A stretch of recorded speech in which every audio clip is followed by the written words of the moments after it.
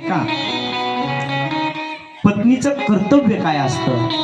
आपल्या पतीच्या धर्म कार्यामध्ये आणि आपल्या पतीच्या कार्यामध्ये जी दृढतेने साथ देते ना, तिला पत्नी असं म्हटलं जातं. पहा, आपल्या पती कोणत्या परिस्थितीमध्ये आहे, आपला पती काय करतोय, या गोष्टीची काळजी जर पत्नी करत नसेल तर दुसरं करणार तरी कोण आहे? म्हणून आलेल्या सर्व माता माऊल्या आहेत ना, एक विनंती, बाकी तुम्ही काय करा न करा माहित नाही, परंतु एक गोष्ट मात्र नक्की करा, आणि ती म्हणजे आपल्या पतीला समजून घ्या. कधीतरी आपण आपल्या अपेक्षा भरघोस त्या पतीवरती लादतो, परंतु त्या पतीची परिस्थिती काय आहे, तो पती नेमका करतोय काय, तो कुठल्या संकटातून जातोय, कुठल्या परिस्थितीतून जातोय, या गोष्टीचा विचार पत्नीने केला पाहिजे. का? आणि मला असं वाटतं, पतीने आपण किती आनंदामध्ये आहोत, आनंद तर आपल्या पत्नीसोबत या ठिकाणी व्यक्त करावाच करावा, पण पतीने आपल्या पत्नीसोबत आपण किती कर्जात आहोत आणि आपण किती दुःखात आहोत याचं सुद्धा या ठिकाणी संभाषण आपल्या पत्नीसोबत करायला पाहिजे. पहा, का?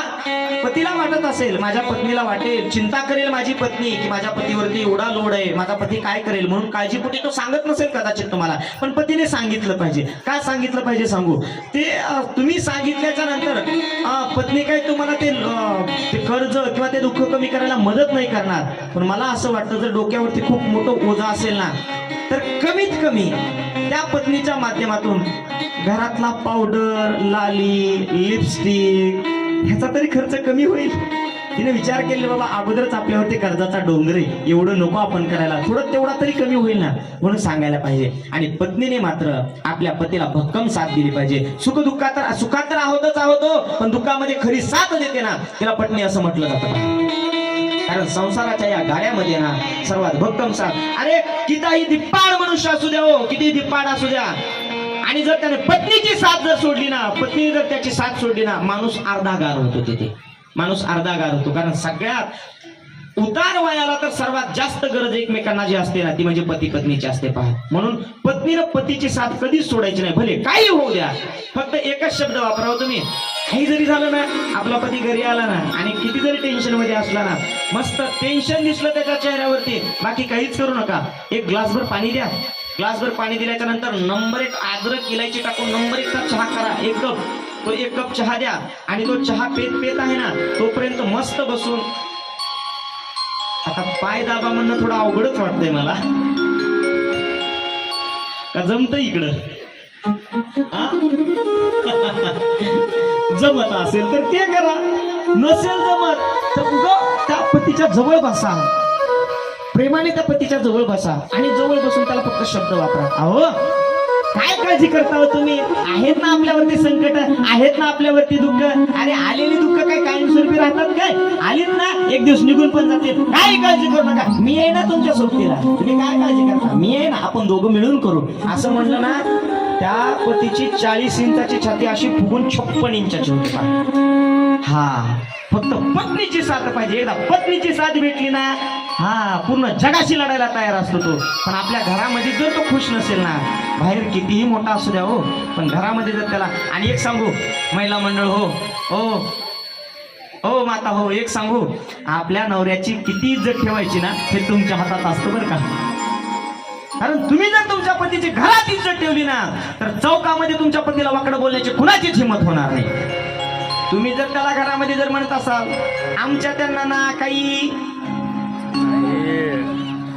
म्हणा की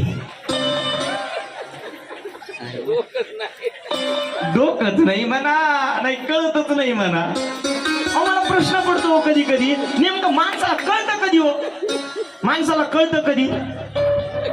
परवा मला कोणीतरी बोलता सांगितलं म्हणे, माणसाचे डोळे कधी उघडतात. कोणीतरी मला सांगितलं होतं, माणसाचे डोळे कधी उघडतात म्हणे. कुत्र्याचं पिल्लू असतं ना, त्या छोट्याशा कुत्र्याच्या पिल्ल्याचे डोळे 5-6 दिवसांनी उघडतात असं सांगितलं जातं, पण माणसाचे डोळे कधी उघडतात? त्याने सांगितलं म्हणे, माणसाचे डोळे ना फक्त लग्न झाल्यानंतरच उघडतात. पण त्याच्या पुढे सांगू ना, मी त्याच्या पुढे सांगतोय का, माणसाला नेमकं कळतं कधी, ज्यावेळेस ते छोटा असतो त्यावेळेस आई पप्पांना जर काय म्हटलं ना, आई पप्पा म्हणते त्याला, गप रे, काय म्हणतो, हे करायचं ते करायचं, छोटा आहे म्हणे, तो गप्पच, तुला काही कळत नाही, गप बसतो. थोडा मोठा होतो. मोठा झाल्यानंतर एखादा भाऊ येतो, भैयाला म्हणतो दादा आपण असं गप रे बाहेर काय गप, तुला नाही काय कळत, बस तू शांत. काही कालानंतर त्याचं लग्न होतं. लग्न झाल्यानंतर ती आलेली ती पण म्हणते गप्पा तुम्हाला काही कळतच नाही. योगायोगाने त्याला लेकरं होतात. लेकरं एवढी एवढीच असतात, एवढी एवढीच, पण ते म्हणतात पप्पा तुम्ही गप्पा तुम्हाला काही. लेकरं म्हणतात काही कळत नाही. नातू येतात, नातू म्हणतात हो आजोबा तुम्ही गप्पा तुम्हाला काही. अरे तर मरून गेला ना, मग याला कळणार कधी.